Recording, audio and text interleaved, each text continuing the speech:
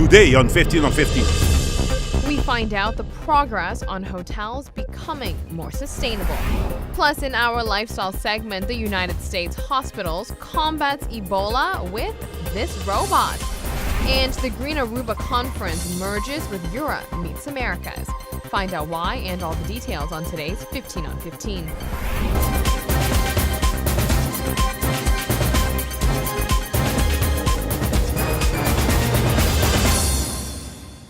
Thank you for joining us. I'm Yentl Lieuw. The private and public sector on the island is on the movement in becoming green.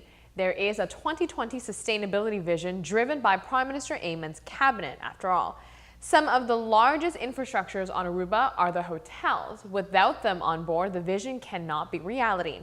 We find out the progress the properties are making in becoming more sustainable, as well as some issues that they are encountering.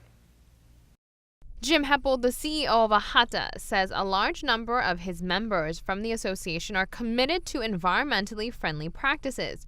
More and more hotels are progressing towards sustainability. Hoteliers are doing their part to install certain alternative energy-saving equipment, as well as transitioning to a better way to conduct business. The Hyatt, for example, has put in solar panels on the roof to be able to preheat water, so that reduces their electricity bills. Divi has done a lot of work also in terms of sustainable practices. Many of the hotels belong to either EarthCheck or Green Globe, which gives them a checklist of things that they should do. And then a hotel like the Ritz-Carlton, for example, was built right from the get-go with these sustainable practices in place, because the price of electricity in Aruba is anywhere from 2 to 3 times more expensive than what it is in the United States, for example. So if you're operating a hotel and your pricing is really limited by what the customers are prepared to pay, if you've got this high cost, then you need to do something to try and reduce that cost. And that's why many of them have put these energy-saving practices in place. A majority of the hotels on the island are abiding to the government's wish in achieving a more sustainable tourism industry. However, there are certain system flaws set in place of electricity that hinders on the success of accomplishing the green goals. But one of the challenges the hotels have, and it's been in place now for some time, is the way that Elmar charges the hotels for electricity. They don't charge them on the amount that they actually use. They charge them on what they call installed capacity, which is what is the peak usage that you might at any one time need.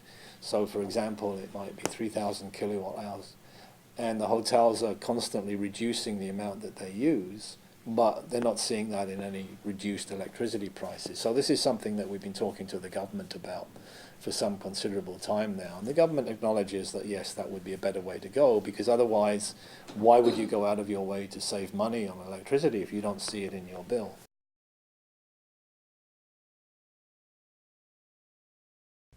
AHATA is a sponsor of the Green Aruba Where Europe Meets Americas conference. On the next show, we will have Heppel discuss why the tourism sector is in favor of diversifying its economic pillar. The police department, together with the Aruba Airport Authority, have both become technologically more advanced with the help of one another. Here is how it happened.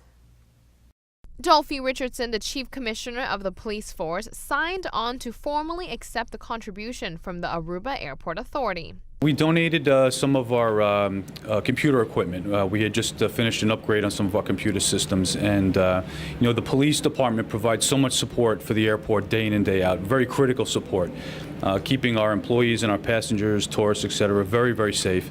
And so we felt obligated to make sure we pay back that support, and this was just a small gesture on our part to help support the police department in all of their efforts. The police department is a vital partner to the airport. Providing the police team with the necessary resources only benefits the community as a whole. I believe it's the first time we've done it, and I really believe that it's the start of an increasing partnership with the police. As I had mentioned, there's just such an important part of the airport operation, and so we're working on so many things together, not just donation of computer equipment, but also to provide the airport facilities for training and to try to get the police a lot more involved in the airport operation and show our gratitude for what they do for us day in and day out. And on that note, we will be right back. Stay with us. Coming up right after the break, find out what you can eat to make your relationship happier.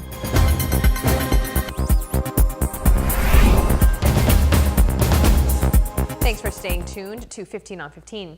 Ebola has surfaced in the United States. Since Americans account for a large part of our tourism traffic, it is good to know that there has been a positive development. Robots are stepping in to disinfect hospitals. This robot might be the answer to preventing an Ebola outbreak in the United States. Concerns over the Ebola epidemic in the U.S. should be quelled a bit after people are introduced to this robot.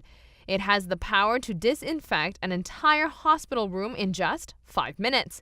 The unnamed device emits a special type of ultraviolet ray that makes germs and bacteria unable to reproduce or mutate. The robot is now working in approximately 250 hospitals and health clinics across the U.S. The robot is far from the first UV disinfectant, but its predecessors used mercury as a light source, which takes much longer to sanitize a room.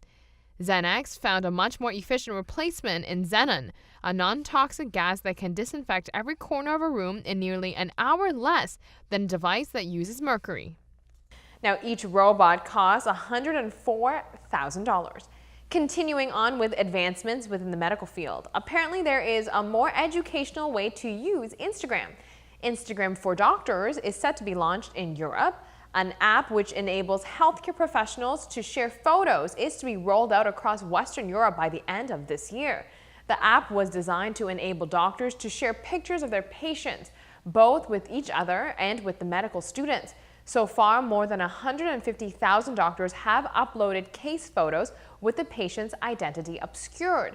However, some experts have expressed concern about patient confidentiality. Patients' faces are automatically obscured by the app, but users must manually block identifying marks like tattoos. Each photo is reviewed by moderators before it is added to the database.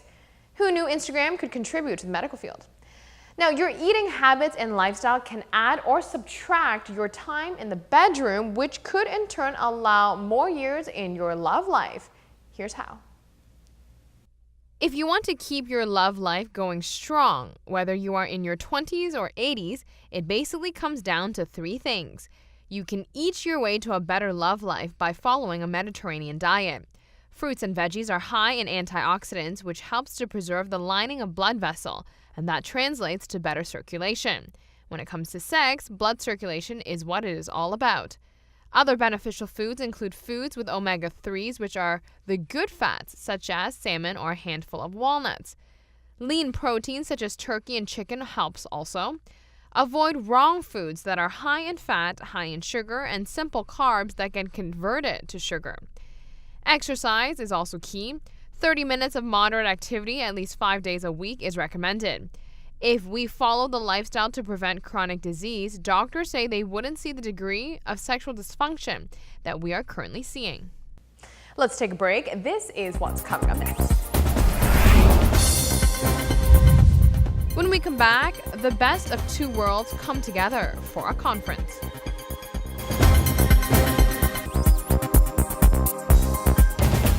This year marks the 5th Green Aruba Conference and the 2nd Europe Meets Americas Conference. Organizers of both events have decided to join forces, as studies have shown that there are aspects from each that complement the other.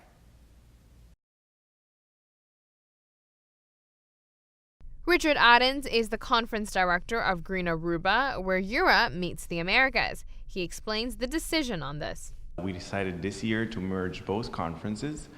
The reason was actually twofold. Last year, Ernst & Young concluded their research on the strategic positioning of Aruba.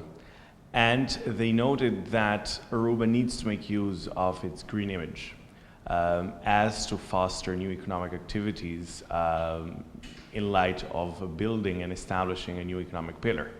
So for the year 2014, we decided to combine the Green Aruba Conference and also the Europe Meets Americas Conference. The merge is the best of both worlds. Both need each other in our concept, whether they're at a combined conference, yes or no. We do make a distinction between the conference, which is a yearly event, or the whole Green Gateway concept. At this moment, and since 2010, we've seen a huge penetration of renewables in the energy production. So basically, it is now we are at a point that the more challenging part will be to gather knowledge and expertise and experience and technology to meet the other 50%, which Tourism, infrastructure, energy, and technology will be the focus points. The goal of the platform is to allow local businesses on the island to recruit Latin American partners. Organizers want progress, developments, and partnerships to happen during this conference. one of the best things, and that's why this conference focuses on, is the business-to-business meetings. Of course, the thought is that when a Latin American or a European company come to Aruba, they already see the gateway. What we want to do together with our stakeholders is help the local small medium enterprise to make that step into that triangle and to take benefit of any business relationship that is created out of the link that Aruba makes between the two worlds. Tickets are $825 florins for locals and $825 for attendees coming to the conference from abroad. For more information or to register for tickets, go to www.ga-ema.com. That is all the time we have for today. Thank you so much for watching. We'll be back here on Thursday night with the latest in lifestyle topics and the latest on